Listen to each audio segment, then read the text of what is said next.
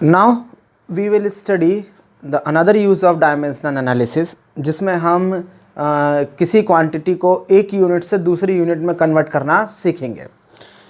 इसमें क्या होता है, मान लीजिए आपके पास कोई क्वांटिटी है, जैसे मान लेते हैं फोर्स है, वो किस में दी हुई, न्यूटन में दी हुई है। मान लेते हैं 2 न्यूटन में दी है, 1 न्यूटन में, whatever you are saying, is that clear. मैं बोलूँगा उसको भाई CGS यूनिट, जो उसकी CGS यूनिट डाइन है उसमें कन्वर्ट करिए, ठीक है।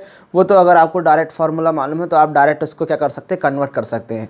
पर ऐसे ही कोई एक अननोन फिजिकल क्वांटिटी आ जाए जिसको बोला जाए कि आप इससे मतलब वन यूनिट से, सिस्टम ऑफ यूनिट से अनदर सिस्टम ऑफ यूनिट में कन्वर्ट करिए, तो उसके लिए क्या करते हैं हम, किसका यूज़ करते हैं, डायमेंशनल एनालिसिस का यूज़ करते हैं। ध्यान दीजिए, मान लेते हैं क्या है, आपको बहुत अच्छे से मैं आपको बता चुका हूँ कि अगर मान लेते हैं कोई नंबर है हमारे पास, नंबर जिसको हमने मैग्नीट्यूड के नाम में दिया था क्वांटिटी के लिए, क्या कहा था मैंने, NU।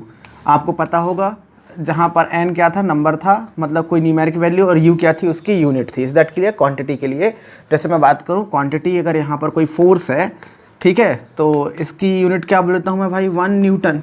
क्या बोल लेता हूँ मैं इसकी unit, 1 newton. Is that clear, no issue, मैंने बोल दिया 1 न्यूटन है, ठीक है। तो यहाँ पर 1 किसका काम करेगा, n का काम करेगा, और u न्यूटन किसका काम करेगा, u का काम करेगा। ये आपको बहुत अच्छे से समझ में आता है। अब मेरा बोलने का मतलब ये है कि आपको याद होगा कि इसके लिए मैंने एक चीज़ और बताया था आपका कि NU जो है वो किसके बराबर होता है, कांस्टेंट के बराबर होता है। मतलब मैं ये बोल सकता हूँ कि N1U1 is equal to N2U2। मैं इस चीज़ को भी क्या कर चुका हूँ, आपको समझा चुका हूँ। इसका मतलब ये है कि अगर मैं यहाँ पर लिखूँ 1 metre is equal to 100 centimetre, is that clear what I am saying. ये मेरा बोलने का मतलब है। N1 1 है, U1 कितना है, मीटर है, N2 यहाँ 100 है, U2 कितना है यहाँ पर, सेंटीमीटर है। मैं आपको एक्सप्लेन कर चुका हूँ, ठीक है। अगर मान लो मीटर यूनिट बड़ी होगी तो मैग्नीट्यूड छोटा होगा, अगर यूनिट छोटी होगी तो मैग्नीट्यूड बड़ा होगा, पर इन दोनों का मतलब एक ही है, ठीक है ना। एक ही मीटर होता है 100 सेंटीमीटर। Is that clear. जो आपके पास स्केल होता है कपड़े वपड़े नापने के लिए, आपने देखा होगा, ठीक है ना, उसके बराबर ये होता है। तब मैं ये बोल सकता हूँ कि ये जो है यूनिट, ये बताती है कि कौन सी क्वांटिटी है, ये किस टाइप की क्वांटिटी है। तो यहाँ पर ये लेंथ है, यहाँ पर भी लेंथ ही है। समझ में आ रहा है ना क्या है, मतलब मीटर से भी लेंथ नापते हो, सेंटीमीटर से भी लेंथ नापते हो, तो ये इनकी नाम अलग अलग हो सकते हैं और इनकी लंबाइयाँ अलग अलग हो सकती हैं, पर क्वांटिटी तो कौन सी है हमारी, एक ही क्वांटिटी है, और वो कौन सी है, लेंथ है। तो इस कन्वर्जन के समय इनकी जो डायमेंशनल फार्मूले होंगे वो कैसे होंगे, हमेशा सेम होंगे, ठीक है। और N1 और N2 तो क्या करना है, हमारे पास ये वैल्यूज़ हैं, इन्हीं को तो डिटरमाइन करना रहता है हमें, ठीक है। तो अब ज़रा ध्यान दीजिए कि मान लेते हैं कोई एक फिजिकल क्वांटिटी है, कोई भी एक फिजिकल क्वांटिटी है जिसका डायमेंशन फार्मूला कितना है, MLT, नाम डाल देता हूँ ABC। कोई फिजिकल क्वांटिटी है जिसका डायमेंशनल फार्मूला कितना है, इतना है, ठीक है। अब मैं बोलता हूँ उसका एक सिस्टम में, कोई भी एक सिस्टम में डायमेंशनल फार्मूला कितना होगा, M1 L1 T1 ABC। Is that clear. और सेकेंड सिस्टम ऑफ मेजरमेंट में कितना है, M2 L2 T2, ठीक है ना। डायमेंशन तो सेम ही होंगे क्योंकि वही क्वांटिटी है, और उनके मैग्नीट्यूड या नंबर बोल सकते हैं N1 N2 हैं, किस में, हमारे अपने नंबर ऑफ सिस्टम, मतलब सिस्टम ऑफ मेजरमेंट में। जब ये वाला सिस्टम है तो उस समय ये मैग्नीट्यूड है, और जब ये वाला सिस्टम है तो ये है। Is that clear what I am saying. तो इसको मैं क्या लिख सकता हूँ, यदि नॉर्मल केस में लिखना चाहूँ तो इस फॉर्मूले का यूज़ करके क्वांटिटी को, एक्चुअल में ये यूनिट के टर्म्स में लिख सकता हूँ, मैं यहाँ पर यूनिट बोल सकता हूँ, ठीक है। तो इस फॉर्मूले के हिसाब से यदि मैं लिखना चाहूँ तो मेरे को मिलेगा N1 M1 L1 T1 ABC is equal to कितना होगा, N2 M2 L2 T2 ABC। Is that clear. ऐसा तो मेरे को निकालना ये है, ये मेरे को क्या करना है, निकालना ये है। अगर मैं N2 को अननोन मानता हूँ तो N1 को नोन मान लूँ और N2 को अननोन मानूँ, तब की बात कर रहा हूँ मैं। तो मैं यहाँ लिख सकता हूँ N2 is equal to N1 of कितना होगा, इसका वैल्यू देखिए, M1 L1 T1 ABC upon M2 L2 T2 ABC। Is that clear what I am saying. तो मेरे को निकालना N2 है, तो नॉर्मल से मेरा फॉर्मूला होगा N2 is equal to N1, यहाँ ध्यान दीजिए, M1 अपॉन M2 की power A, L1 upon L2 B और T1 अपॉन T2 C। ये मैकेनिक्स के लिए है। अगर कोई और क्वांटिटी होंगी जिसमें थर्मोडाइनेमिकली वाला भी पोर्शन हो या इलेक्ट्रिसिटी वाला पोर्शन हो तो उसका डायमेंशन चेंज हो सकता है, पर प्रोसेस यही है। ठीक है, मेरा क्वेश्चन है, ये मेरा फार्मूला हो गया, इस फार्मूले का यूज़ करके क्या कर सकता हूँ मैं, निकाल सकता हूँ। यहाँ पर M1 वाली क्वांटिटी हम उनको मानेंगे जो हमें दी हुई है, ठीक है ना, जिसको हमें कन्वर्ट करना है। और ये नीचे 2 वाली क्वांटिटी वो है जिसमें हमें कन्वर्ट करना है। समझ में आया, जिसमें हमें क्या करना है, कन्वर्ट करना है, हम उसको इस तरीके से मानेंगे। ठीक है ना, और यहाँ पर फंडामेंटल वैल्यूज ही रखी जाएंगी, इतना हमारा मेन काम है। अब यहाँ मेरा क्वेश्चन यही था कि 1 न्यूटन को किस में बदलना है, कन्वर्ट इट इनटू डाइन। किस में कन्वर्ट करना है हमको, डाइन में कन्वर्ट करना है। तो मेरा जो सॉल्यूशन है, मैं मान लेता हूँ कि कितना है, 1 newton is equal to N2 dyne. मेरे को इसमें बदलना है N2 dyne. Is that clear? Actual में मैं ऐसे बोल सकता हूँ कि N1 न्यूटन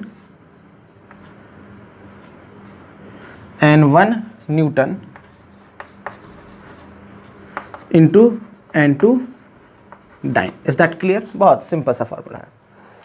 तो यहाँ N1 का काम 1 करेगा और N2 तो भाई हमको निकालना है, पर हमको मालूम फोर्स का डायमेंशन फार्मूला जो है वो कितना होता है, फोर्स का डायमेंशन फार्मूला MLT इनवर्स 2। यहाँ A का काम करेगा 1, B का काम करेगा 1 और C का काम करेगा -2। Is that clear? ABC। मेरा बोलने का ये मतलब, बस आपको इतना ध्यान रखना है। रखो वैल्यू इस इक्वेशन में, N2 is equal to N1 of कितना है, किसने है, न्यूटन में है। एक्चुअल में न्यूटन क्या है, ये SI यूनिट है। ये कौन सी यूनिट है, SI। और ये कौन सी है, CGS यूनिट है। ये कौन सी यूनिट है हमारी, CGS यूनिट है, जिसमें लेंथ हम सेंटीमीटर में नापेंगे, मास को ग्राम में नापेंगे और टाइम को किस में नापेंगे, हम सेकंड में नापेंगे। हमारा ये मतलब है। और SI यूनिट में मास को हम किलोग्राम में नापते हैं, लेंथ को मीटर में नापते हैं, पर टाइम को एज यूजुअल किस में नापते हैं, हम सेकंड में नापते हैं। तो यहाँ पर M क्या है, ध्यान रखना, किस में, SI यूनिट में है। तो कितना होगा हमारा 1 किलोग्राम, और नीचे कितना होगा, ये इसमें कन्वर्ट करना है M2 में, तो कितना आ जाएगा हमारे पास 1 ग्राम। Is that clear? की पावर 1। Is that clear? एक ही जगह कितना आ जाएगा 1। यहाँ कितना है 1 मीटर अपॉन 1 सेंटीमीटर, पावर कितनी होगी आपकी 1। कोई इशू नहीं। और टाइम कितना है, दोनों में 1 सेकेंड है, दोनों में कितना है 1 सेकेंड, पावर कितनी हो जाएगी मेरी -2। Is that clear? N2 की वैल्यू तो 1 है, कोई दिक्कत है ही नहीं हमको रखने में। यहाँ देखो 1 किलोग्राम को किस में बदलना है, ग्राम में, तो कितना आ जाएगा 100 ग्राम हो जाएगा अपॉन 1 ग्राम। पावर 1 से कोई लेने देना नहीं है। सेंटीमीटर में बदलना है तो 100 सेंटीमीटर अपॉन 1 सेंटीमीटर। 1 अपॉन 1 कितना हो जाएगा, 1 की पावर -2। No issue. तो 1 से हमको यहाँ कोई लेना देना नहीं है, तो कितना हो जाएगा, माफ़ करना, 1000 ग्राम होते हैं। कितने होते हैं, 1000 ग्राम। ठीक है, तो कितना होगा 1000 इंटू 100। 1 से तो उसका छोड़ो, कितना हो जाएगा 10 to the power 5। Are you getting? और टाइम से ही मतलब कि 1 newton is equal to 10 to the power 5 dyne. Done, this is our answer. Convert कर सकते हो। मैं बोलूँ 5 न्यूटन को डाइन में बदलो तो 5 into 10 to the power 5 dyne. Is that clear? आप इसको कन्वर्ट कर सकते हो। इसको उल्टा भी कर सकते हो कि 1 dyne is equal to 10 to the power -5 newton. Is that clear? आप कन्वर्ट कर सकते हो, वो आप करके देखना एक बार। नेक्स्ट सिचुएशन जो हमारे पास है, मैं बोलता हूँ भाई वर्क की SI यूनिट जो है, SI यूनिट ऑफ वर्क कितनी है हमारे पास, उसको हम बोलते हैं जूल। ठीक है, और CGS यूनिट जो है वो है हमारी अर्ग। वो कितनी है, अर्ग। तो मेरा क्वेश्चन है कि 1 जूल को किस में बदलना है, अर्ग में बदलना है। किस में बदलना है, मेरे को अर्ग में बदलना है। कोई दिक्कत नहीं है, बिल्कुल वही सिस्टम है हमारा। कितना आएगा, 1 joule is equal to N2 अर्ग। N2 अर्ग, क्योंकि ये इसकी वैल्यू कितनी है, मैं इसको N1 मान लेता हूँ। इसको क्या मान लेता हूँ मैं, N1। रखो फार्मूले में, कुछ नहीं है हमारे पास फार्मूले में। देखो कितना है, N2 is equal to N1 of कितना आएगा, M1 अपॉन M2 की power A, L1 upon L2 की पावर B और T1 अपॉन T2 की पावर C। वर्क का डायमेंशन फार्मूला कितना होता है, आप बताइए। वर्क का डायमेंशन फार्मूला आपको पढ़ा हुआ है, कितना होगा, ML2 T इनवर्स 2। यहाँ A का काम कौन करेगा, 1, बी का काम कौन करेगा 2 और सी का काम कौन करेगा -2. Is that clear? You can see what exactly I want to tell here. I am gonna put the values. किससे बदलना है? SI से CGS में. तो ऊपर वाली सारी वैल्यू SI होंगी, नीचे वाली सारी वैल्यू क्या होंगी? CGS होंगी.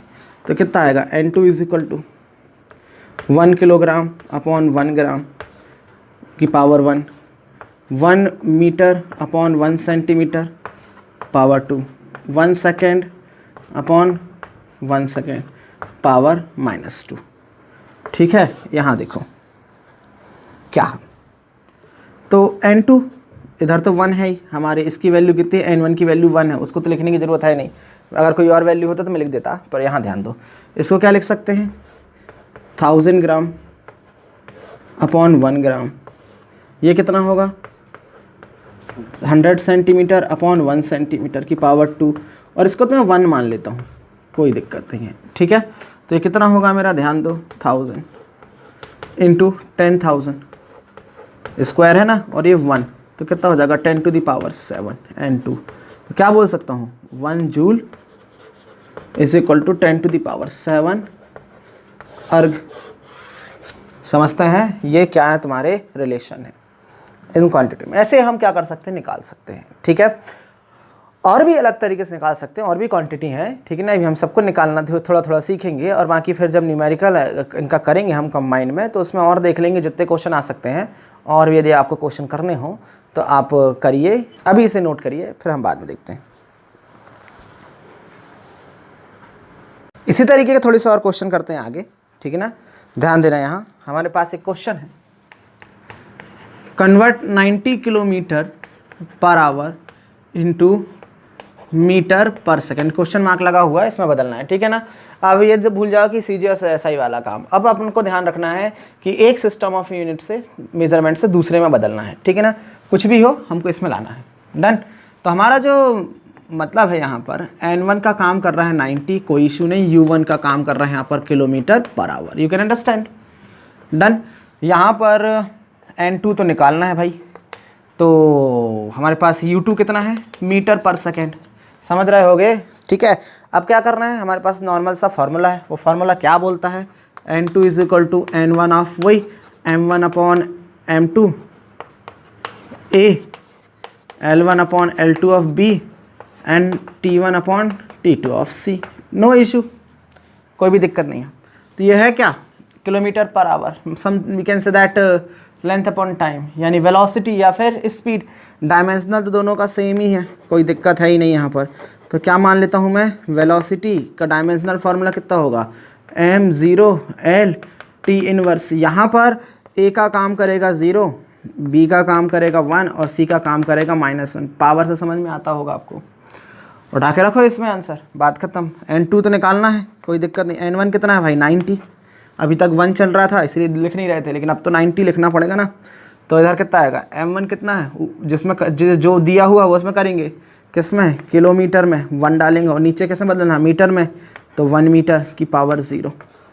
इधर कितना आ जाएगा? L1 1 हो.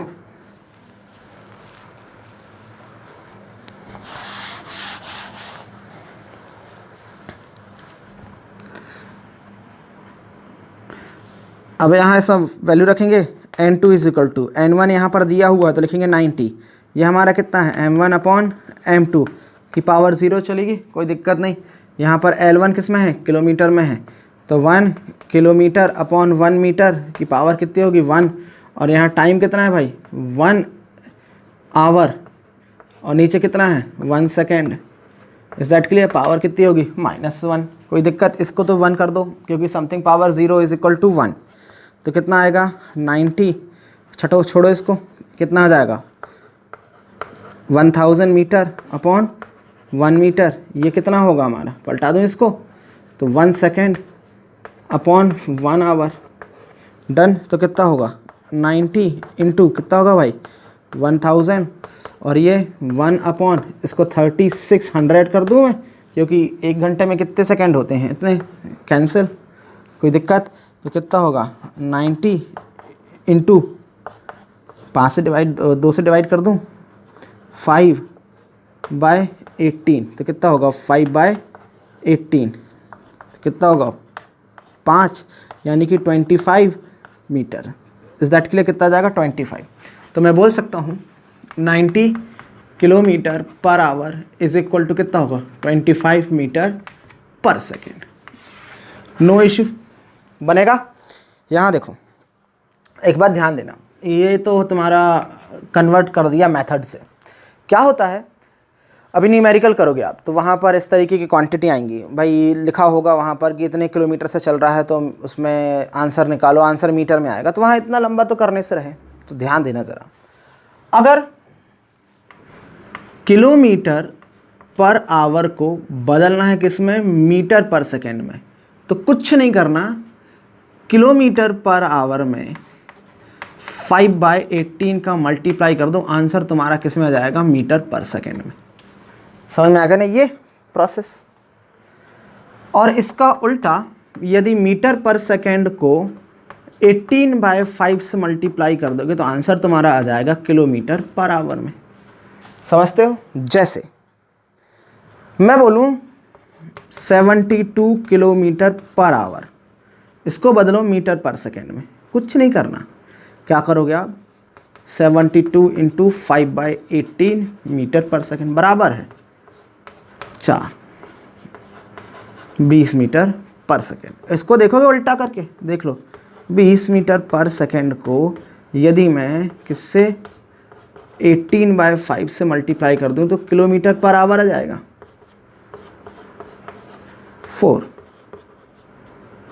72 किलोमीटर पर आवर।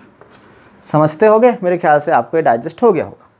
अब हम मान लेते हैं कि एक क्वांटिटी दी हुई है आपके पास, ठीक है ना, ज़रा ध्यान देना। कोई भी हम बोल सकते हैं, डेंसिटी ऑफ वाटर मान लेते हैं, कितना है 1000 किलोग्राम पर मीटर क्यूब, ठीक है। मैं बोलता हूँ कि इसको कन्वर्ट करिए एक ऐसे सिस्टम ऑफ यूनिट में जहाँ पर मास को किस में नापा जाता है, ग्राम में, और लेंथ को नापा जाता है भाई मीटर में, सॉरी सेंटीमीटर में। एक्चुअल में सीजीएस की बात कर रहा हूँ मैं, पर ऐसे क्वेश्चन आएंगे आपको, ठीक है। अब आपको ये नहीं बोलेंगे एसआई से सीजीएस में, सीजीएस से एसआई में, ऐसा क्वेश्चन आ सकते हैं आपको, ठीक है, कि एक ऐसे सिस्टम में कन्वर्ट करिए जहाँ पर मास को ग्राम में नापा जाता है और लेंथ को सेंटीमीटर में। तो देखो आपको करना है ऑब्जेक्टिव क्वेश्चन, तो यहाँ देखो कैसे करना है आपको। यहाँ पर डायमेंशनल फॉर्मूले से तो आप आसानी से कर सकते हो, पर यहाँ देखो किलोग्राम को कैसे बदलना है ग्राम में, तो किलोग्राम को क्या बोल सकते हैं 10⁻³ ग्राम बोल सकता हूँ मैं, मतलब 1000 ग्राम। किलो का मतलब कितना होता है 1000, ग्राम में बदल गया मास। नीचे मीटर है, मीटर की पावर कितनी 3 है, इसको बदलना है सेंटीमीटर में, तो भाई कितना होता है